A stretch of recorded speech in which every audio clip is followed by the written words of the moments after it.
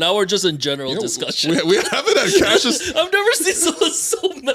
Cash, what do you think about Portland? 33.5, Cash. Yeah, so I will say, I was a little confused by the Drew Holiday trade. I think Drew's a good... This guy's like a chat GPT machine of NBA takes.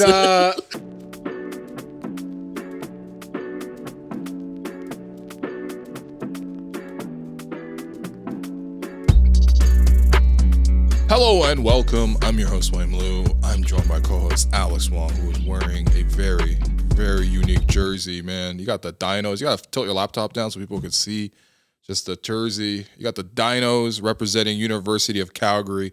That's right. We're still here at the Nation Network studios here in downtown Calgary. And once again, we're joined by Joseph Casciaro of theScore, who is definitely not wearing the same Paddington shirt as he was last week. He's wearing something very special as well. This is my family. My family in Italy's beer company. They have their own beer company and brewery, Sapu Birra. It's the family name. Throw out there. the Peronis, man. The family name there is Saputo. Anyway, yeah. So my mom's got family there. Some uncles, cousins. They've actually got pizzeria and restaurant, huge farm. And they now have a beer company, a brewery. So when my parents were there for a few weeks this summer, I made sure they brought me a shirt back. I actually brought one for Alex too. Oh, appreciate it. Always feel like I'm because he's part of the family, man. And once I knew next time I was on your show, I had to rep. That way my family sees it on such a hugely successful show like yours. Yo, shout out to Franca Maria. Shout out to Uncle Jim. It's always a pleasure to donate over $5,000 in a poker game. Yo, it was legendary what you did, man. When you put that back, I hate what to brought you in the family. Yeah, I hate to put numbers on it, but it's not about that. It's about love. This is my one of my favorite annual podcasts, the NBA over under win totals. I think it's a good way for us to kind of refresh ourselves, heading into the season about the NBA. Shams promised the most exciting off-season in history, and all we got was Jonathan Kuminga Warriors stalemate for 4 months. That's terrible. Yeah, which is making real Al tough. Horford wait 4 months to leave the Celtics. Al couldn't wear any Golden State Warriors gear officially. Oh man, that's not what Al would have wanted for the summer. So shout out to Ian Carmel. We're going to use a draft format here today. The over/under win totals. The win totals are all courtesy of Score Bet. Of course, we got Mr. Score Bet. Yeah, we got Mr. Score over here. So we're gonna each draft 5 locks and then talk through, of course, the teams that we're picking. And as usual, the guest will go first. Cash with the first pick. Will go second, and I will bring up the rear. So Cash with the number 1 overall pick for the 2025-26 NBA season. What is your lock for NBA over under wins? Yo, my first lock is the New Orleans Pelicans under 30.5. Damn. Look, this is, there's always like ominous dark clouds hanging over that franchise, but more so this year after they made what would have gone down as the dumbest trade in recent memory had Luka Doncic not been traded only a few months earlier. And that was when the New Orleans Pelicans traded an unprotected 2026 pick, either theirs or the Bucks, whichever is the better of those two picks, in order to acquire the draft rights to Derek Queen. An insane decision for a team that was very bad last year. Even if Zion is healthy, if you look at this team in that conference, is probably not going to be that competitive in a loaded draft class year. They traded their pick. And so some might look at it and be like, well, if anything, that's only going to put more pressure on them to succeed. And they're going to be more motivated. The front office will be more motivated to make moves and ensure that they don't finish near the bottom. It's not going to matter. I think this is a bad team that doesn't really fit that well together. Zion's talking about being in the best shape, whatever. He's going to play 27 games. We know that. It's just not good. And in that conference, in that Western Conference, that unforgiving conference, they are probably the second worst team after Utah. Yeah. And with how tough the schedule is for Western Conference teams, you just can't convince me that the 14th place team in that conference is going to win 30 games or 31, whatever they would need to do to hit the over. So I just think this is going to be a cluster F of a season in New Orleans. It's going to go bad. They're going to lose 50 plus games, and they're not hitting 30 wins. Alex, walk us through what New Orleans did this offseason. Yeah, so key additions, aside from Derek Queen, Sadiq Bey. They also added a couple former Warriors, Kevon Looney, and Jordan Poole was acquired in a trade with the Wizards. Jordan Poole and Zion. Yeah, they lost 2 former Raptors. Bruce Brown went to the Denver Nuggets. Wow. Kelly Olynyk was in the same trade. He's off to the Wizards. CJ McCollum as well is off to the Wizards. So those were their key moves. Isn't Kelly in San Antonio? He might have been rerouted since then. I think he's in San Antonio. Sorry, I haven't now. been turning on my Kelly Olynyk news tracker. How do you not know where Captain Canada is right now, man? Yeah, so those are the big moves. But like Cash mentioned, Yeah. I think once again we're coming into training camp. Zion is in the best shape of his life. My only You guys aren't buying skinny Zion? this isn't With the even goatee? this is even like a pushback. I guess the only thing that would make me say that the Pelicans might be able to hit that win total is I guess they have every incentive to try to win. But at the same time, when you look at the roster, I agree. There's not a lot of teams in the West that you would say are worse than them. What's their starting 5 right now? If healthy, I mean, obviously they had a lot of injuries last year. Jordan Poole, Yeah. obviously Zion at the Because DeJounte Murray is out, Jonte Murray's out. right? Yeah, so it's Herb Trey- Jones. Probably Herb Jones. yeah, Herb for sure. Yeah, Trey Murphy. Jordan Poole, Herb Jones, Trey Murphy, Zion Williamson. Who would their 5th starter be? They might start Derek Queen. I don't know. I mean, to be honest, yeah, probably.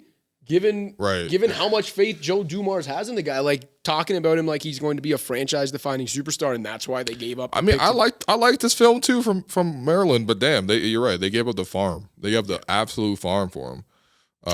They're starting. They're 5. So I'm looking at the ESPN projected starting depth chart. Trey Alexander, Micah PV. Oh no, so this is all point guards. My bad. Yves Missi. Okay, Missi will probably start. Kevon Looney, Derek Queen. I mean, Missi did have a decent rookie season, but I do feel like the biggest issue is they won 21 games last year, and you're asking them to win 31 games. So is there a 10-win jump in there? If you tell me Zion's going to play 82 games, okay, because obviously a healthy Zion is a real impact, a difference maker. I don't know if we should rule that out entirely. The only thing is we've never, ever seen that. We've never seen it. Also, by the way, apparently DeJounte Murray is expected back in January, so he's gonna miss a couple months. It's not great. It's not great. Yeah. All right. Well, I didn't think we start the pod with the Pelicans, but the Hawks are going to, and the Hawks are going, I know this isn't about this on this show, but still, the Hawks are going to just walk into a potential, top pick in a very good draft class because Joe Dumars was that infatuated with Derek Queen. It's nuts, man. by the way, from a Raptors perspective, because obviously this is a Raptors-based show, do you hear what Joe Dumars said? I think that night of the draft, he was like, we called every team after 8. Yeah. Offering that same package. And listen, I mean, I don't know. I mean, we or don't after know 7, I think, because I think they drafted 7 as well. I think that's where they took the point guard. Yeah. We don't know the conversations obviously they had or how serious it was.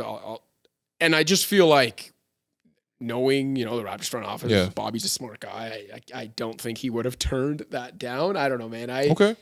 I don't think so. I'll say it's crazy if you had the opportunity to trade for unprotected, the better of New Orleans or Milwaukee's 2026 picks with this draft class coming, and you didn't do it just so that you could keep the pick that turned into Colin Murray Bulls or whatever. To me, that's crazy. Okay. There's only one way to find out, man. Guess we'll find out. Ask the question. Get Bobby on In a year. Well, yeah, okay, let's, it's not unrealistic for this show. It's happened before. Sure, he'll just be completely honest, as all GMs are when they are asked questions like that.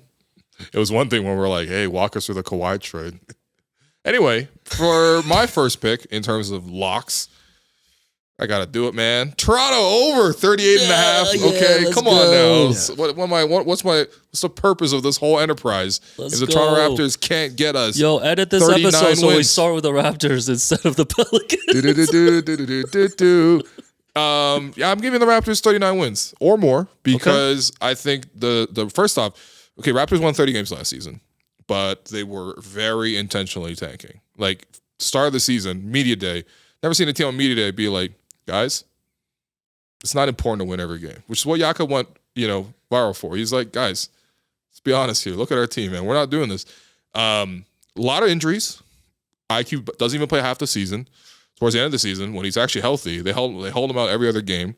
Last 40 games of the season last season, the Raptor who played the 5th most minutes for the second half of the Raptors last season was Orlando Robinson, who they just promptly waived, and then he went to Orlando.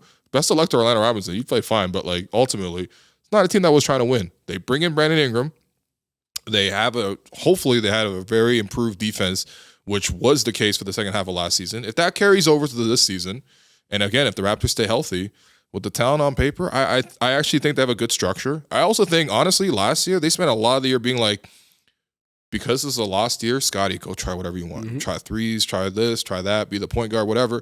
This year, you're already hearing the tone change, right? You know, Bobby said, we're going to use Scotty free throw line, and then Darko saying, you know what, he's not going to have the ball as much, still have the ball a lot because he's a very talented player, but we're not going to experiment because there's actually an incentive to win. And honestly, if the Raptors don't win with this group, what are we even doing with the whole team? So for my own sanity, Raptors over 38.5. Yeah, I think if the Raptors don't hit this total or don't get to around 40 wins like we talked about last week at training camp, like I think this will be a huge failure for this team. And I think based on everything that you described, barring all the, injuries or whatever stuff that might come up, if this is a smooth, like healthy season, I would expect the Raptors to hit 40 wins. Yeah. So that I like that pick as a lock. I had them actually as one of my 5 as well because I genuinely believe in it. For real, I genuinely believe that and it's not like what we're saying. What we genuinely believe that they will win at least 39 games, right? In a very weak conference,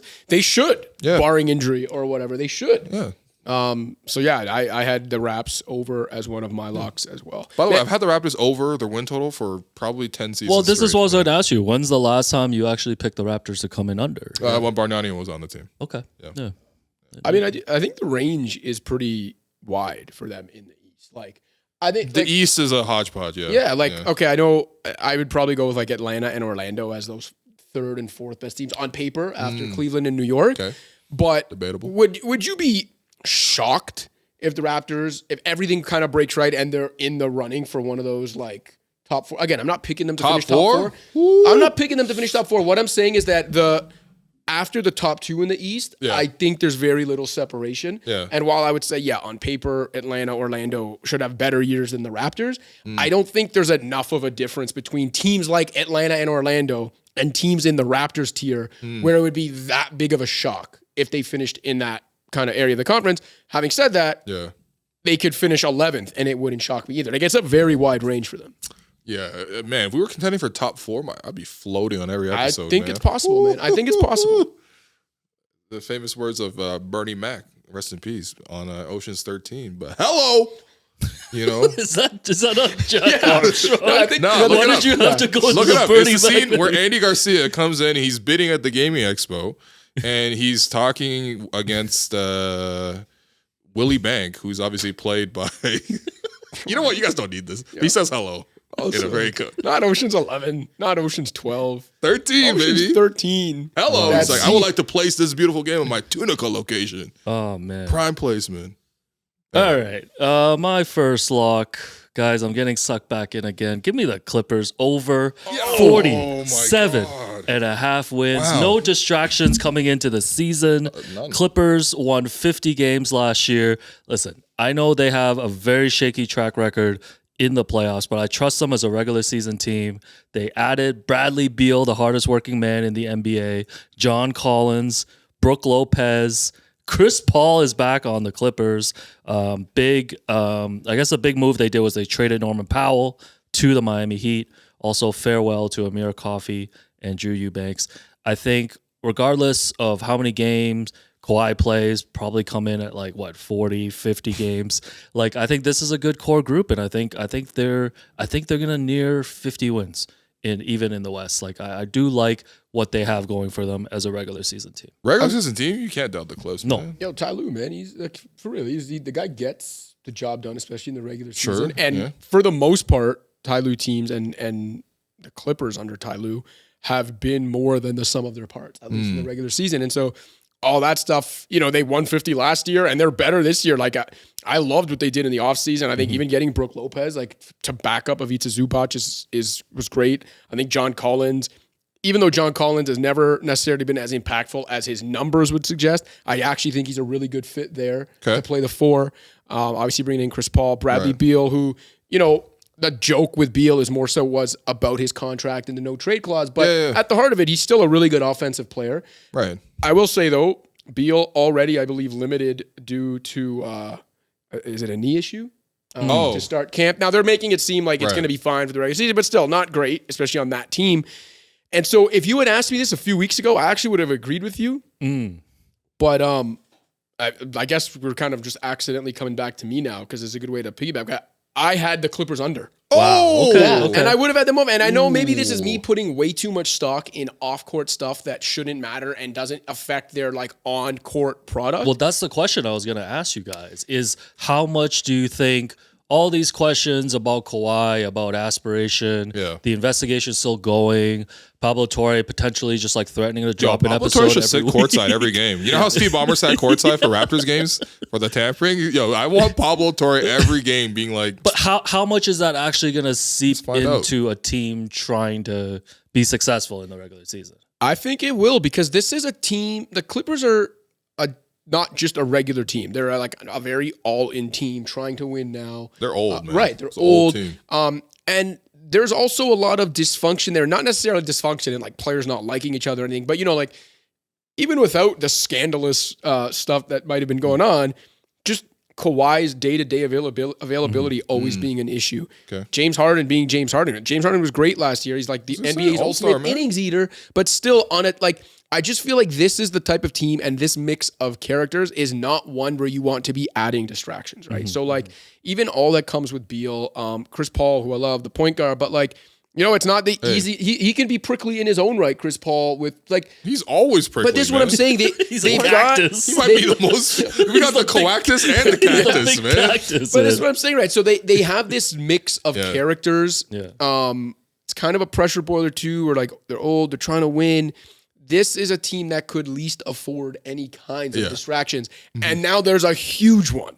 There's no team I believe in more from October to the end of March than the Clippers is the thing. I just think they have the infrastructure big. And my other thing is James Harden doesn't have the internet and Kawhi Leonard just is not going to be bothered by this. And I just think they'll be fine in the regular season and then they'll flame out in the first round. Yeah. I think they'll be fine in the regular season to the tune of 47 wins or less. No, the Clippers should be fined, first off, for cheating, okay? All right, and second of all, their punishment should be Kawhi should have to plant some trees, man. Kawhi should actually has to do some aspiration for the work that he never did. I mean, I honestly, regular season-wise, I do believe in the Clips. There's just always a really solid team. By the way, Chris Paul, I've seen the pictures of him in a Clipper jersey, and he's the first guy where, we have those memes of Patrick Ewing, he's on the Sonics. Or he's on the Magic, and who was on the side? Hakeem's on the Raptors. Yeah, and you're like, wow, these guys are washed. Chris Paul's washed, but in the jersey that he became known for as well, back on the Clippers. But no, I mean, those are good picks. I think for me, I'm gonna lock an under here, and this is the pure hater in me. I'm locking the Boston Celtics, who were given 40.5. Obviously, Boston has been a very successful team the last couple of years. We're also seeing like Tatum's trying to rush his way back. We'll see again how long that's really. I mean, the guy got injured in the second round of the playoffs. You know what I mean? I can't imagine he's the team's got to be responsible and step in and say hey, this is a lost year. And this is the thing. I think out of all the teams at least in the Eastern Conference, the team that's most ready to try to fold, reload for a year, get a high pick in and everything like that, because it's a rare opportunity, is the Boston Celtics. Could I see a scenario where they're like, hey, they go to Jaylen Brown and they're like, yo, you got your contract. It's one of the biggest in the NBA. We won a lot together, including a championship. We got to take this year off. And we're going to come back stronger next year. He's going to play 45 games and then kind of do one of those shutdown things. And then you take him off the roster and you're like, all right, Derek White, going to do the same thing for you.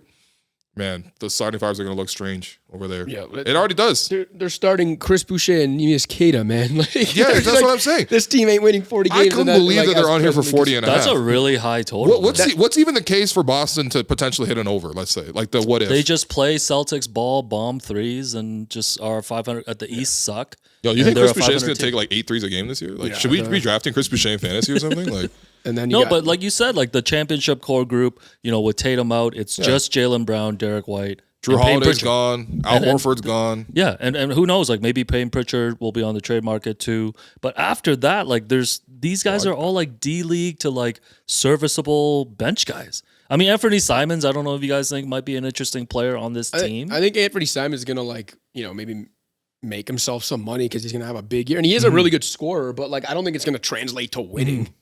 And I don't think Anthony even Simons has Charlotte Hornets written all over him. Oh yeah. This is like what I'm saying. He would be a perfect Charlotte Hornet, man. Like anyway. And I think even if Tatum's ready by like, I don't know, like February, March and stuff. What's the incentive? What are But you it's bringing not back like for? this roster is ready, even adding Tatum, I think, to contend with the top teams in the East this season. The Pacers Halliburton list lineup is way better Yeah. than the I agree. Celtics. Tatum list lineup. Now, obviously, also because the Celtics, lost Horford, got rid of Holiday. But yeah, like what's left there, I would bet on what's left in Indiana for this one season way more like earlier than I would bet on what's left in Boston. I'm with you, man. I just don't see how, barring some sort of like Joe Mazzulla witchcraft or like some miracle, the Paisan, I just don't see how this team wins 40 games. Yeah, I guess think Mazzulla we're all is agreeing Italian, on right? that. Of Italian, yeah. Paisan. That's kind of fire. I'm gonna have to change my views on Joe Mazzulla, man. Support you, bro. Wow, you don't like Joe Mazzulla, man? Yeah, he's a little sociopathic in his press I was gonna say conferences, that's what I'm wondering if that dude can coach, man. if Brad Stevens in the front office goes down and has one of those meetings, he's like takes him out for I don't know, like a slice of pizza or something. They're having a lasagna together, and they're like, Joe, we got to tank this year. I feel like Joe, honestly, I want to see how a guy that dedicated to being competitive and like winning every moment takes the idea of having a tank. First of all, Brad Stevens isn't taking anyone for a slice of pizza. They're going for like turkey breast and stale gravy, bro. Like, come on. We're seeing Brad Stevens. Brad Stevens is a basketball genius, man. They're having IKEA meatballs together. That guy's not. That guy's not taking someone else. For I got the Celtics under as my second one. Alex, what you got, man? What? It's me again? Yeah. Wait, who did Cash take for the second pick? He took I the went Clippers. Clippers under. Oh, right. He flipped it on me. Yeah. Okay, I'm taking hedging. the Spurs over 44 and a half wins. That's a lot of hype, man. I think obviously this is big bet on Wemby coming back this season and being healthy. I just think him as a singular force is going to be enough to get this team in the 40s in wins, and they've obviously improved that group. And for me, like I was looking at like even LeBron's trajectory coming into the league. I think the first year that he came in, they won. I think the Cavs won 35 games, and then the following year they won 42, and then in the third year they won 50 and made the finals. I'm not saying the Spurs are going to make the finals, but like even from year 2 to year 1, you saw the jump. Even though Wemby only played half the season, they went from a 22-win team to a 34-win team.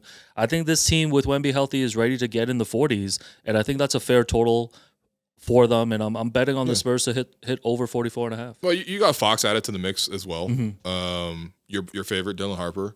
Yep. Dylan Dylan Harper of the NBA. Yeah. Is in the mix too. You know what I mean? And Carter Bryant. I think there was a lot of enthusiasm for him in the draft. They got him with their second first round pick. So there is a decent mix. I do wonder, they're just kind of a little young. Like, I mean, they've added some vets, you know what I mean? But like, I don't know if they're necessarily useful vets. Like, even a Luke Cornett. I think Luke Cornett's like perfectly like fine. Kelly Olynyk? Kelly O, he might be in the Garrett Temple phase. Yo, legit though, on that team, I actually think Kelly could be like a solid backup. Really? I guess you're asking Wemby to defend everybody on the court at that point. You're like, he kind of can. Man. Like Wemby's so good that I think him alone, this is a 40-win team if they're healthy. Like they're right there. To that point, this is something I'd done for last year after Wemby's rookie year, but I'd essentially looked at like what his like Basketball Reference says VORP. It's like kind of the closest thing basketball has to. We discussed VORP recently, man. No, but I'm saying it's like it's not as kind of respected as like WAR in baseball. It's like a decent comparison. Anyway, so when I looked at Wemby's rookie season, basically if I think his VORP was like whatever it was. I'm just throwing a number up. Let's say it was like 3.7. Yeah. So I used like if he could just get a little better in year 2, and it was like a 4 VORP player, and then I looked at all the players that had a season that good, right? In the last X amount of years, and the only time a player was that good and his team didn't finish top 10 in a conference was Luka Doncic 2 years ago when the Mavs blatantly tanked. So basically, unless you tried to lose. If Yeah. you have a player that good, it's like unprecedented to not be at least top 10 in the conference. Now, the caveat being Wemby has to stay healthy to have that type of season, right? To put out that type of like value over replacement player. But if Wemby's healthy, in my mind, he's going to be like a down ballot MVP candidate and should win Defensive Player of the Year if he plays enough games. Right. And, should hit that kind of benchmark of whatever the number was I was kind of projecting after his rookie year. If he's that level of player, which I think he will be if healthy, then yeah, again, there's basically no precedent for a team having a player that good and not being at least a play-in team.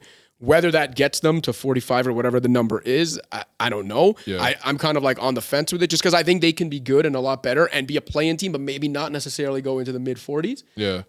So this would have been a tough one for me, but I completely get where you're coming from. I agree. I think the only thing is I want to see if, especially for Wemby, when you look at players that big, you just hope they're not that type of player that like will battle injuries over the course of their career. And I know it's the modern league now, so people rarely play 82 anyway. But outside of like what I hope for the Raptors, which is obviously our squad, but like outside of that, Wemby actually having a fully healthy year might be like top of the item for me in terms of like wish list for what I want for this season because he's just too special of a player, man. I mean, this man's been training with the Shaolin monks this summer.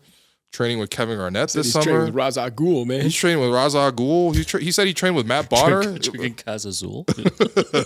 Oh man, where was he at last night, man? But yeah, I mean, it's a little rich for me, but I really wouldn't bet against Wemby, so I totally understand. Yeah. All right, Cash, round three. Round three. I guess for me it's round 4 because I also threw in the Raps one with you. But No. I'm going. What kind of cash math is this? It's round 3. Pistons. 5 teams, man. I did, but one of them there was overlap with you with one of them. Pistons under. Okay. 45.5. 45 and a half. Okay. So it's not that I don't completely believe in like what they did last year. They are a much improved team. Healthy Cade with spacing around them is 44 wins last season. Right, so they're like a little better. And I just think there's going to be some regression here. I think they can be a solid East playoff team, but still regress a little from last year. Also, so I know they got Duncan Robinson to kind of replace what they're losing in Malik Beasley, but Malik Beasley was really important for them last year. Oh, yeah. Because he was trying to make rent. But for real, that volume of shooting, like the volume of threes he gave them, like I don't think Duncan Robinson's going to play enough to even get those shots out, right? And that's a lot of volume to make up. So again, I think they'll still be solid, but I think it could be one of those things where, like, we talk ad nauseum about how development and isn't linear. Like, I think it could be one of those things where, not that they completely fall apart and aren't a little playoff disappointment team, year though, but they take a small step back in the short term. And so, I think they just to me seem prime for a bit of regression. Having said that, in the East, with what they have, with what Cade was last year, and also with the Asar Thompson glow up I'm expecting, this could look pretty silly. No, I think once you get into this round, it's like you have to make a case for why you don't believe in a team or why you particularly believe in a team. I think the thing with Detroit for me is just like, I do feel like they snuck up on a lot of teams last year. I mean, they have a great identity. They're really physical. I think their front line is excellent with Duren and Isaiah Stewart on the defensive end. And, they win a lot of extra possessions. They run the ball through Cade a lot. Maybe there's even another jump from Cade. Like, there's a chance that Detroit even goes over this number. But I also do think that, like, when I do watch them, I'm like, this is still fundamentally a very labored offensive team that relies a lot on getting in transition, getting stops to get in transition, and then offensive rebounding, And as good as Cade is, I'm just like, is there anyone else who can kind of step in and help, the workload? I mean, even last year in the playoffs, we saw, like, nice moments from, like, a Dennis Schroeder, for example, and, like, who can kind of, like, at least maybe not do a bunch of scoring, although he can score for you sometimes, but even just bring the ball handler and bring the ball up and sort of spell Cade a little bit. Jaden Ivey back in the mix, very talented player, but I'm curious in terms of, okay, is he a talented young guy or is he a guy who actually contributes to winning right now?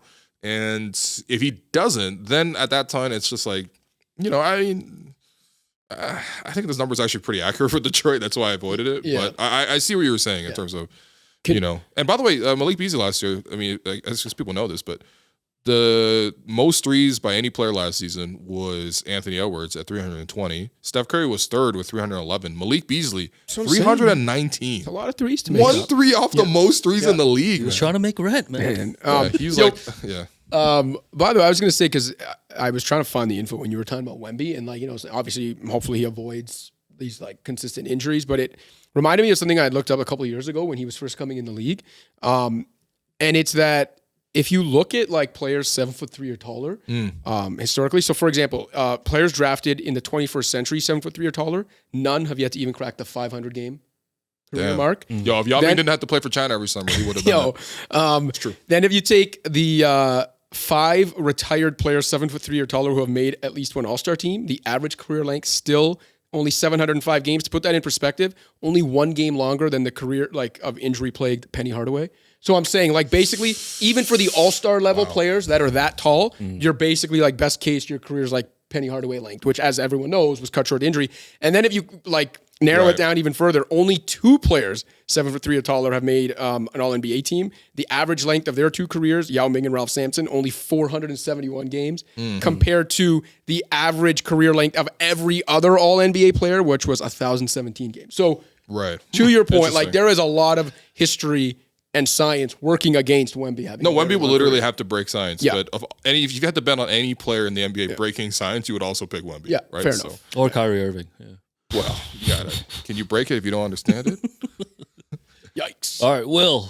Round 3. Round 3, 4, baby. according to Cash. No, I don't know. I believe Cash is done. Dude, you're calling it round 3. Meanwhile, I got 1 team left on my board because there was overlap. Stop letting Cash count these, man.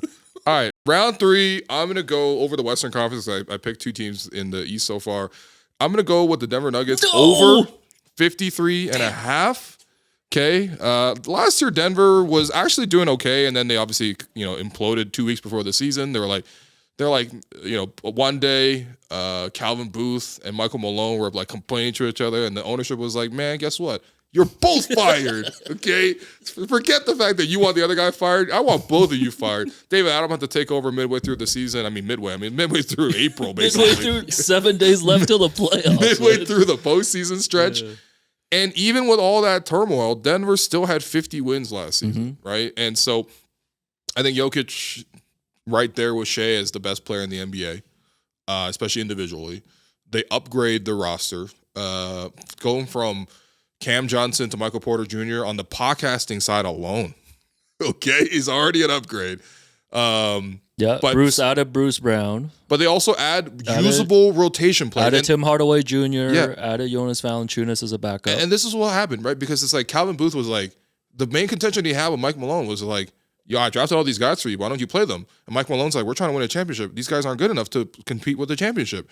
And so basically, whatever. They're both dysfunctional, so they got rid of both of them. But they are kind of going against what they were trying to do before, which is let's try to squeeze in Julian Strawther. You know what I mean? Imagine you're playing OKC and you're hey man, Julian Strawther. You know what I mean? Come on. So I think literally a winning champion in Bruce Brown coming back to the team is really big for them. He takes over the Russell Westbrook role. Yeah. If you had to win a game tomorrow, would you trust Bruce Brown or Russell Westbrook? Well, and especially playing off Jokic. Again, the reason Brown was so successful there is because his game works so well, as most people do, but playing off of Jokic, right? As the off-ball guy, the cutter, Yeah, and then you compare JV to DeAndre Jordan? Bro, JV's, even at this stage of his career... Yeah, JV can't move defensively at all. I get it. And he's still the best backup center they've had for Jokic, probably... Since Nurkic? And even then, that was kind of before Denver. Mason Plumlee? Yeah, but in the Nuggets contending years, so say the last 5-6 years, JV's their best backup center. Yeah. Even a Tim Hardaway Jr., who had a decent year last year, they don't even need that much from him. It's just you have more dependable veterans. And I think that's the timeline, man. You have Jokic.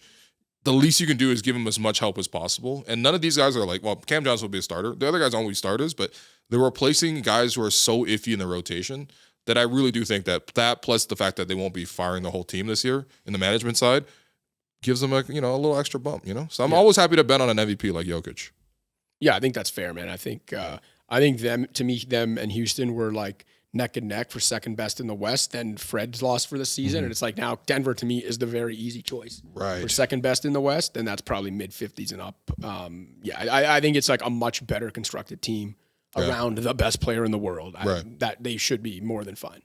Yeah, I wouldn't be shocked. I know OKC is obviously coming in as the favorite, but I wouldn't be shocked if Denver, really pushes for that 1 seed and is right there. They also always have the home court advantage, by the way. Well, I think you saw like even that 7-game series against OKC. I think they'll be pretty motivated to try to get that 1 seed. And I really think, I think Denver's neck and neck. Like Jokic is just such an incredible player. You have to put OKC as a favorite, but I like there was an Denver's 18-win gap between the two teams last year, right? But you see them in the playoffs, though. But we're talking about regular season win totals. Sure. Yeah, so. No. I think that's fair. Yeah, Denver probably should have been my first pick. I had that as a lock, but woulda, coulda, shoulda. I'm gonna go with the Phoenix Suns under 31.5 wins. Damn. They won 36 games last year with a different roster. On Media Day, I believe their big 3 photo was Devin Booker, Jalen Green, and Dylan Brooks. So, yeah, I do not believe Phoenix will win 30 games in the West. So I am taking the Suns under 31.5. Does no one believe in Devin Booker at all? What's Devin Booker even doing there? But look at that roster, though. No, but if you're saying they can't even win 32 games, what's Devin Booker doing there? Devin Booker's a great player, man. He is, man. He's literally, because he loves cars and stuff. He's literally that meme of that Porsche like in like a decrepit house. Like that's him. That's actually him. Devin Booker's been in Phoenix for so long. He's been part of the rebuilding team, the championship, like the finals team, and now he's back to a rebuilding team. This guy was playing with Tyler Ulis. He was playing with Marquise Chris. Bro, you know who he's going to be Dragon playing? Bender. This year he's going to be playing with Mark Williams, Markieff Morris, Nigel Hayes Davis, Jordan Goodwin, Jared Butler, and Dylan Brooks, Colin Gillespie. Like, how is this a good roster? No, how is this roster going to win 30 games? If you simulated like a 2K like for like 5 seasons, that's the roster you end up with. Like they just give you any players that are in the This NBA is a 20 this is a ecosystem. 25-win team, man. I cannot see this team winning 30 Them and the games. Pels battling it out. Yeah, for 13th place in the West. Listen, Devin Booker is great, man, but this roster is disgusting. Well, I can't see this I team actually winning feel 30. bad for Devin Booker. Like he's too good of a player to be in this situation. I don't feel bad for him only because the contract, but also like he wants to be there. It's not like one of those situations where he like feels trapped. Like he could have forced himself out. He could have forced himself out. And if anything, anything, instead he re-upped longer term there. It's a lot of money though. A lot of money. It hurt the like that. I still don't understand why the Suns were in a rush to do that. Did they cut Bradley Beal just to give him a raise? No, the funny thing is that like That's cool.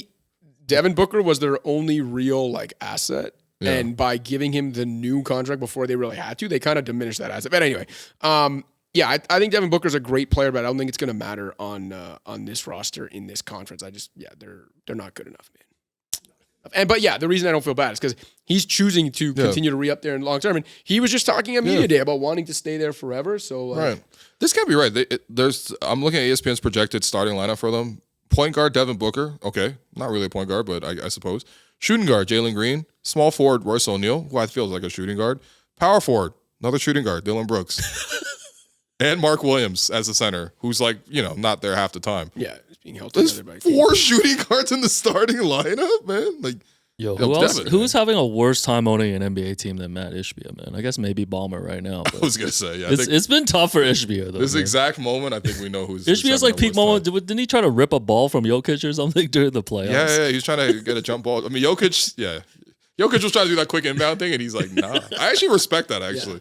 If Ed Rodgers was sitting courtside with the Raptors and the ball came in, I want him to take a charge on whoever's running Keith Pelly, you know how to win the fans over, man. Yeah, get those glasses broken by a player. Rip a ball, man. Yeah. Come on. That's my ball.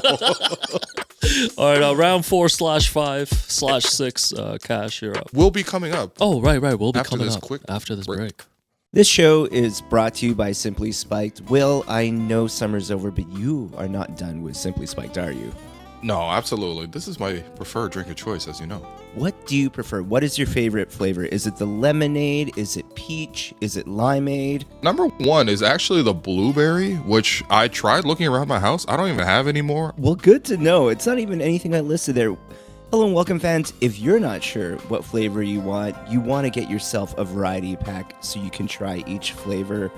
It really is the ideal drink for any occasion, from hanging with your friends to catching this upcoming Toronto Raptors season.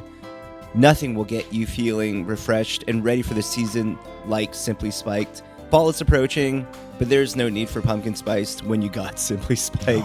Oh, very good. But no. Thank you. I know this is an ad, but Will, you really love your Simply Spiked. Absolutely is not a joke. I'm not kidding. Pick up Simply Spiked at your local liquor store for your next hangout. Must be legal drinking age. Celebrate responsibly. All right, we're back with round 4 and 5. Possibly 5, yeah. Possibly 5. I don't know about that. Yeah. But we're still drafting locks for over/under win totals for the season. It's round 4 cash. At this point, you got to take a couple stabs. These are teams that you got to really believe in or really hate on. Yo, I can't believe I'm doing this because there's just such a laughing stock. But Wizards over 20.5. No, This guy stole this is my whole steez. You shouldn't have given I've me. been hyping up the Wizards the whole summer, man. Yo, man, what do you want me to do? You shouldn't have invited me to the over-unders thing. And you even said you were peeping my notes in the basement of the Jack Simpson gymnasium, and you didn't see that I had Wizards over. Yeah, now I feel like Homer Simpson, Yo, man. Holy, bro. Anyway, yeah, Wizards over 20.5. Right, I don't think the Wizards are going to be good by any stretch. They're still one of the worst teams in the league. Hell no. Wizards are going to be a play-in team. Okay, I don't think they will be, but listen, I think they're 20 going and to a be more respectable on a night-to-night basis. Like they've got solid vets who go about it the right way. Good vets. I've been saying, Good man. vets for the Chris kids with Middleton, CJ McCollum, right? The ultimate professionals. I'm hearing gas for Chris Middleton and CJ McCollum in They got 2025. they got some young guys who none of them whom are going to be stars. Some solid young I do players. like the young guys, And yeah. again, like I'm not even going as far as Alex and saying they're going to be a playing team. I don't think they're going to be close to a playing team. They won 18 games last year. I think their win total over under here is 20.5. They could go 21-61 and still hit still gravy. Right, and we still got blackjack money to play with, So I'm going Wizards over, man. I think they're gonna lose 50 plus games, but I think it'll be like Plus, they're in the East. 24-58, 25 My only question is, 57. do they have incentive to tank They this do, season? because they only keep their pick if it's top 8, and that kind of does work against. But again, they could You lose. could tank and still be Right. over The 20 win and a total half. is so low. They can go 21-61, easily keep their pick, and Right, for us, right. we can still be that college football coach in the famous meme. Tell them to bring me my money. This sounds like a 4 a.m. bet in Vegas with Joe Wolf on. Oh, man. Crushing the Wizards over 20.5, but I completely agree with Cash. I think there's great veteran leadership. I can't believe he stole this from you, man. I know. This has been your There's- identity. This has been your, There's great veteran leadership in the capital. And yeah, no, I think I'm ready. Christ, man. I'm There's ready one- to believe in the Wizards, man. We're not saying Also, that on Guys, this one podcast. political We need conversation. to bring at Homer Punch. Simpson Doe back. No one says that anymore. Yeah. Well, Come on, man. Go Wizards. Round 4. I'm going to go with Orlando Magic 51.5 under. Man, that's a high total. That's a very high total. Last year, Orlando turned their season around a little bit at the end, but finished 41-41. Now they had injuries. Very unfortunate that Franz Wagner had an oblique injury, and then Pablo Banchero had an oblique injury, and whatever. But one thing I kept, and of course Jalen Suggs having the issue with his back, and that derailed a lot of their year. My biggest thing is when I watch Orlando, like obviously defensively, very very strong. They've got great size. They punish you on that front. They add Desmond Bane, which is the biggest weakness. KCP was supposed to be a big piece for them. Now, I don't think I've seen KCP make a single shot all year. Like, you think he shot in the low 30s. Like, I was like, unbelievable how much he was missing open shots. Desmond Bane is a great shooter. On paper, exactly what they need. I don't believe in the coach. Jamal Mosley. I don't believe in Jamal Mosley on the offensive end. I have not seen him set up a system that maximizes their talent. To me, I think they have a lot of talented pieces, a lot of young pieces. And if he doesn't get it right with this one, I mean, I know he was like really highly regarded and he's been a big part of their turnaround. Defensively, he's great. Maybe got a new offensive coordinator or something. Because when I watch the Magic, every possession, there's 5 seconds off on the clock. And the paint is clogged. Like, and maybe that's a personnel issue too, but for me, I just think that this big jump for them with Desmond Bane with health is going to happen. But again, we're talking about a team that won 41 games last year. And you're betting on them to win 11 more games. Yeah. And that is a significant jump unless they find a way to actually maximize all the offensive pieces they have. Yeah, I mean, I loved the Bane acquisition for them. Like, I was in the minority of he's people exactly saying what they that I need. actually thought Yeah. because of how he fits that team, he was worth the picks they gave up for him. I genuinely believe that. And I think they can finish 3rd in the East, but still hit the under. So I'm with you there. Like, I think, because I think, Wow, East again, sucks. no, but again, there's this like crop of teams in the East. We talked about it, right? Like when I think of Orlando and Atlanta as the second tier of the East after Cleveland and New York, I don't see them as genuine contenders. They're the best of a bad bunch. So I'm with you on the under because I think all those teams, whichever team emerges as that 3rd seed, isn't necessarily going to be a 50-win, like, excellent team. So I could see it being Orlando at like 48-34. They're Right. third best team in the East, but not actually the 51 win team needed to cover this, right? All right. That's the most we'll care about the Magic, though. Yeah. I left them for the fourth round. What can I do? All right. I'm going to take the Knicks over 53.5 wins. Wow. I think they're going to be a great regular season team. They've added a lot of depth. I think, things kind of ran its course with Tom Thibodeau. And, now they've got Mike Brown in. I'm a big Mike Brown fan. But no, I love the ads that they made even off the bench, like just Brogdon, Jordan Clarkson, Gershon Yabusele. You're not asking them to play big roles because, like, their starters play heavy minutes as it is anyways. They won – how many games did they win last year? They won 51. I think this is going to be a team that approaches like 55 to 60 wins possibly in the regular season. Do they and have the same incentive to push that hard in the regular season? I Maybe think, they want the 1 seed in the East. Yeah, I think so, with man. Cleveland? Okay. Yeah, I think so, man. So I think just based on talent alone and in the East, like they have so much talent here, like with them and I guess Cleveland too. They've been a great regular season team. I think those are the two teams I would look at to touch like 55 to maybe like 60 wins in the East if there's any team that I'm picking.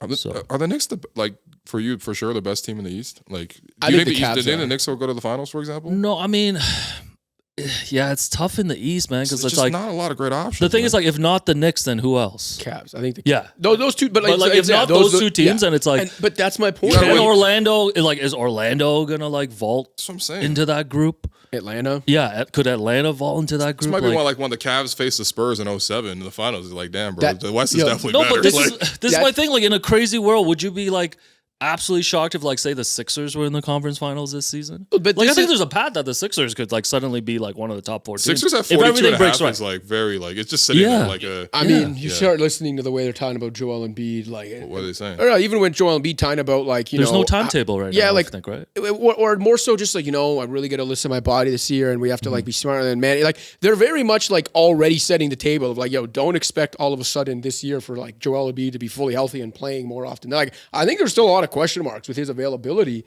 day to day.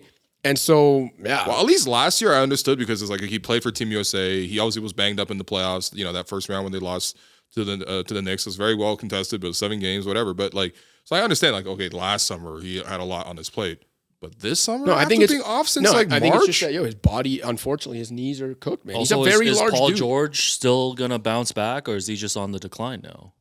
But again, I think this whole conversation gets back to the point, like even you're saying, when I was saying earlier, it's like, do I think the Raptors are the third best team in the East on paper? Obviously not. But again, they're in that mix of teams where it's like, would it really be that outrageous if they just finish ahead of teams like Orlando? No. Yeah. And I think you made a great point with it being like, the Cavs, Spurs in 07. Because when I looked at the East, one thing I've been saying is that like it very much feels like that early 2000s East, especially with how good OKC is in the West with a team like Denver. It very much reminds me of those early 2000s when it was essentially just which very mediocre team is going to come out of the East to get gobsmacked, like mollywopped by the Lakers or the Spurs in the, that's the way it was in the early 2000s, right? Yeah. The Shaq and Kobe Lakers or the Duncan Spurs are just going to destroy whichever mediocre team comes out of the East. I kind of feel like that's where we are right now. Well, I think based on the seedings, how it plays out in the West, like the actual finals might be in the second round or the conference finals. 100%. Right. So By the way, I mean, I guess we all know that Paul George is like getting up there in age, but I'm looking at rookie Paul George. He played with Mike Dunleavy, old name, TJ Ford, James Posey, and Jeff Foster. Like these are some like he's been in the league a long time. If you connected with some of these guys, so no, I mean I don't know. I really want to take a look at the Sixers there because for me it feels like if the one thing I feel like it's for sure that they won't have 42.5. Like, I mean, obviously you kind of have a half win, but I don't think they're a 40-ish win team. They're either going to be a really good team and actually capture the potential they should be on paper, or they should be really under like they were last year. But I really don't have a sense of it either way, so I don't really want to touch that. You know what? I'm going to go just because, he's a fan of the program for agenda purposes. Give me the over on Indiana at 38.5. Look, Indiana, obviously, no Tyrese Halliburton for the season. Miles Turner betrayed the team by going to the Milwaukee Bucks and, whatever, a shock move of free agency. Shams was like, what, this free agency is going to be crazy with the Bucks. You're like, oh my God, Giannis is going. They're like, no, they're getting Dame Lillard out of there apparently, and they're getting Brook Lopez to be replaced by Miles Turner. But no, I think Indiana has still a great set of players. Rick Carlisle has consistently elevated the level of the players and the talent on the roster. Guys who you don't expect to be good contributors turn out to be great pieces for this team. Andrew Nembhard, in terms of guys who I would like to see step in for an injured star point guard, you can go a lot worse than, hey man, this is your backup option for the year is Andrew Nembhard, who has done 2 episodes on Hello and Welcome, which is why I'm picking this. But I actually do believe in the division. Full court pressure, playing really fast, sharing the ball, a lot of depth on the roster. I don't see why they can't replicate something similar to what they already got. Now, of course, they're not going to win 50 games like they did last season. We're not going to see them win miracle comebacks like they did in the playoffs to get all the way to Game 7 of the finals. But we're just talking about 38.5 wins, man. I feel like Indiana, I still expect them to be a pretty competitive team, night in, night out. Pascal, still an all-star caliber player. You know, you could do a lot worse. Jay Huffington, dude, Jay Huff. I know, like you brought him up kind of facetiously, but Jay Huff, very underrated player, and obviously isn't Miles Turner. I'm not saying he is, but his game, he can replace on some level what Miles Turner did. If you look at guys last year who posted both elite block rates and elite numbers from distance, Jay Huff is a really good modern center. Now, he probably can't scale that up to like starters minutes. And again, I'm not saying he's going to replace what Miles Turner did, but he is one of the reasons that I actually agree with you on the Pacers. And I think they're going to catch a lot of teams by surprise again, because like when we were talking about how there's way more reasons to have faith in their Halliburton-less lineup than there was with, Boston's Tatum-less lineup. There's still a good like mix of guys here and talents. And I just think they're a sneaky competitive team, right? I think they have a winning formula. Right. And I think the formula is so strong that they can even replace really good players. Yeah. And by the way, Nembhard, like a lot of people agree with you because him and Amen Thompson actually share the best odds for most improved player. Ooh. Yeah. Damn. I like that. All right, Alex. The last lock. Is Cash out? Cash is done? Well, Cash was the first pick, right? Yeah, I was the first pick. And also, we overlapped on Raptors over. That's why I was saying. I see. Okay. Yeah. You want to just pick one out of random? Yeah, you want to pick a random? Just stab at one, man. Okay, we'll give you time. I'll go, and I'll go. I'll try to find one. Yeah, I'm gonna take OKC under 62.5. Brother, still hating OKC after they won the title. Come on, man. Did you know that Asian Jalen Williams? Is it Asian Jalen Williams? Is the last player to be wearing the number 6 because they retired Bill Russell's number, and now he's the last ever player to wear 6 in the NBA, so continues to make history. No, like after, studying the Thunder closely, they strike me as a 61-win team, so I'm going to take them under 62.5. Yeah, so 61 wins. I guess they don't have that much incentive. At least last year, it was like Cleveland was kind of pushing them for the number 1 overall record in the NBA in the regular season, but I don't know, man. I mean, the team's so good, so young. I was also debating Milwaukee over 42.5, just on the strength of Giannis. By the way, not to give Cash any suggestions, but I know it's already a pretty low number, and it's hard to bet unders on low numbers, but Brooklyn at 20.5 wins. I was going to do that, too. Man, you look at Brooklyn's roster, like even Utah, who is going to be trying to lose again, still has more talent than the Nets. Like that Nets roster is god-awful. The only thing I will say is that Jordi Fernandez is a really good coach, man. And even if you look at the roster the Nets brought into last season, they were supposed to be shamelessly tanking, and they were super competitive. He was winning games with Dennis Schroeder, genuinely, got FIBA Dennis Schroeder for a while. Yeah. But they don't even have that level of talent on this team now. But no, I think that's a good one. Like, if they go 20-62, that's under, and I don't even think they're going to win 20 games. So I think that's an easy. Do you guys want to guess what the, let's say, first and second lineups are for the Brooklyn Nets? You guys just toss me names. No, I don't know the names of the guys. Cash, I'm looking at the ESPN thing again. Who do you think they have projected starting at point guard for the Brooklyn Nets this year? Oh my God. They got the Safdie brothers. Ben Seraph? Yeah, that's pretty good. Benny Safdie's coming off the bench. Do they have D'Lo again? No. D'Lo's in Dallas. He's about to ruin the Mavs. Yeah. Yo, to be honest, now change the topic. I think that Dallas 40.5. Yeah. I'm going under probably on that because that's one of those teams there's a lot of talent there, and if they're healthy. And Cooper Flag, but I just feel like it's like a weird mix and also really weird too. Too many intangibles. Like first of all, AD has to stay healthy long enough for Kyrie to then get back. Yeah. Then they got a mesh, and Cooper Flagg's figuring things out. A lot of talent. I believe in Cooper Flagg long term. But if they were in the East, sure, that's a winning team. Again, in the West, in that unforgiving conference, I just think there are too many variables at play for me to bet on Dallas being a 500 or better team. It was pretty weird that when they first got AD, Jason Kidd's idea was like, we're going to run all our offense through AD. Like, yeah, Jokic play, but we're giving you the AD. And I'm like, just don't know if I want AD to be a perimeter playmaker, man. Like, AD's really good, like, amazing player. But, you know, he's like a perfect number 2 when he's healthy. Starting point guard for the Brooklyn Nets, Yegor Demin. Backup is Nolan Traore. Third on the list is Kobe Buffkin. Cam Thomas, obviously, is a shooting guard. You probably would have got that. Cam Thomas taking 40 shots a game this year. Who do you think the rest of their starting 5 is? Claxton? Claxton's at center. Very good, yeah. Yeah. The white guy who cried, right? Danny Wolf, the boy who cried wolf. No, wasn't it his brother? His brother cried wolf, yeah. Come on, his man. brother cried wolf. The brother who cried wolf. No, that man wept. He didn't just cry. That guy wept. It was actually beautiful, man. I would cry if any of you guys made the NBA. Man. Nothing like a good cry, man. No, but who's their small forward and who's their power forward, man? I have no idea. One of them, it goes viral every week. What?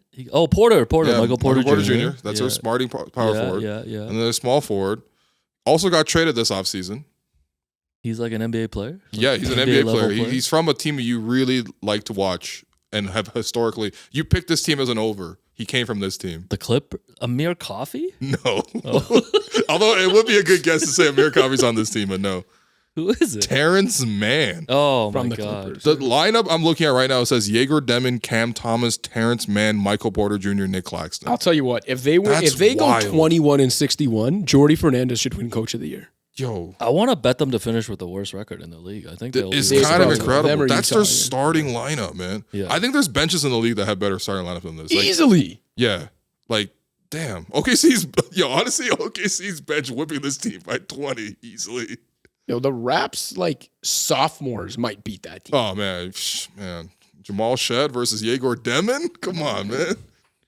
Man. I don't know about the Raptors' depth to that degree, but okay. So what was your pick ultimately, Cash? My 6th pick was I've given 7 picks now between Dallas and Brooklyn. I was told to come up with 5. So pressed, man. I was told to come up with 5, and now I'm being asked to come up with a third of the league here. You guys just want me to go through every goddamn team? Yeah. What's left? He's so bad. Tell me what's next. What's that? Yeah, who Just you what's got next, man? with your 7th pick? Oh my God! Yo, I said why are you tap dancing, man? I said Dallas. Oh, under. okay, yeah, you took the under. You took the Dallas under. Yeah. Okay, I like that. okay. I like that. And I like that. And I agreed with Brooklyn under. But yeah, Dallas. So Dallas is my 6th pick. Yo, man, Cash, man. What's your opinion on the LA Lakers? Actually, I was just looking at them. I believe they're 46. It says 48 and a half. 48 and a half. It's That's a tough number, man. So I think think they could. I wasn't being serious. I think they could hit the. I think they could hit the over, man. I'm picking Luka to win MVP. Yeah, I think motivated, in shape. Luka, I think is going to have a hell of a regular season. That's a 51. Luka healthy. I'm not gonna lie, motivated. Luka, even at Eurobasket, I mean, he had 40 balls and stuff, Yeah. but he just didn't physically. He didn't look explosive still to me. I just think that if I'm picking him to win MVP, they probably are 50-win team. Now I don't think the Lakers are actually contending for a title this year. I don't think they're good enough or complete enough. Okay. And I do not think DeAndre Ayton was the center they needed, especially not to play with Luka. He's not a rim runner. He's not a rim protector. But he's a rim nothing. He's a rim nothing. Ain't the rim, man. He's the first mid-range paint protector, man. He can't score the mid-range against But so I don't think they're a contender in the big picture. But again, I think Luka's going to have such a good season, and there's enough talent there between Luka and LeBron. I think JJ will do a good job where if I'm picking Luka to win MVP and then to have a good regular season, they probably need 49 plus wins. So I'd probably go over. So that was at 8 picks for me now. 8 picks. That's good, No. Now we're just in general discussion. We haven't had Cash's. I've never seen someone so mad. Cash, what do you think about Portland? 33 and a half. Cash. Yeah, so I will say I was a little confused by the Drew Holiday trade. I think Drew's a good. This guy's like a chat GPT machine of NBA takes. The Drew trade to me was a little confusing. No way you have opinions on Portland. No, I do. I actually do because that Drew trade for me was like, I get it from the standpoint of like if you're bringing him in to be like a veteran mentor, but it seems like they're trying to win, and I think they might have bought too much into their like promising second half of the season, which I think was a bit of a mirage. I think there's like reasons to be excited in Portland, but what they gave up to not even what they gave up, but to bring. When you bring in a guy just to be like a veteran presence as kind of a rebuilding team, you don't do it with a guy on Drew's contract. Like it's not a great contract for a guy as old as him. So I just feel like they bought too much into that second half of last season, and they're trying to press fast forward now when they're really like the 13th best team in the conference. Alex, is there any team in the NBA left to pick? Charlotte 26.5. What do you think, Cash? There's no way. Honestly, man, that's one of those ones that's probably like right on the money, like right in and around there. I'm gonna say 27 and 55, so I got the over there. This guy's a machine. Man. There's some these Kevin Pelton, man, for real. I like Minnesota over 49.5. I like that one too. Yeah, that's a strong. I wouldn't be shocked if Minnesota could finish with like I don't know, like a 3 seed, maybe not 2 seed. I got OKC and Denver, but then I feel like Minnesota could be better than Houston in a regular season. With Fred, I don't know. Yeah, I don't know how big of this. Yeah, how big do you think Fred's injury will impact the regular season win total? Like they don't have anyone on the roster. But they're still like, I don't believe in the Reed Shepard. Like he's going to come in and do what Fred did for them. But they're he's still a totally so different loaded, player. though. You don't think they're still so loaded? I think it's going to be really fun to see like Amen Thompson on the ball more, for better or worse. I think it could go bad, but I think that's exciting. I also think like people are sleeping a little bit on KD's playmaking. Like we've seen it before. You're not bringing KD in at 37 to be a playmaker. I know that, but what I'm saying is, I think they can collectively do some of it, but I'm with you in that. Shengun can little point center kind of. But even that, right? Like you need to get the ball to him. He's not initiating the offense, and that's where I think they're going to miss Fred. He's the only guy that did it for them. That's why I think you can make the argument. Obviously, like Fred's nowhere near their most talented player, but you could make the argument that he was their most indispensable. Right. And so I think it's like a huge blow to them. I don't know if they can win a title without him, but they could probably still rack up regular season wins. And I think Amen Thompson's like a friggin' superstar in the making. Şengün's so good. KD is KD. Listen, I hate to do this to Fred, but if you're Houston and you're looking at it like we have KD right now at the end of his prime, like at the very end of his prime, contract, and we need to move a big contract for somebody who's not playing on our roster this year. And let's say you go to Portland and say we'll give you Fred VanVleet and maybe a picker here or a prospect, and then we'll get Drew Holiday back just to rep for the season. You know who they should get? Kind of have to do it instead of Drew Holiday. Okay, who? TJ McConnell. Wow. What? No. No. TJ McConnell making like 7% of the salary cap the next few years, or overpaying Drew. Like Drew's the better player. Yeah. But I don't know, man. TJ, because I was not expecting. You're gonna give me 20 guesses. I don't think I would have gotten TJ. I'm serious, man. I think if Indiana for whatever reason goes into selling mode, if even though we all said they'll be more competitive than people think they'll be, but still, I think TJ's one of those guys, man. Like doesn't need the ball, two-way pest.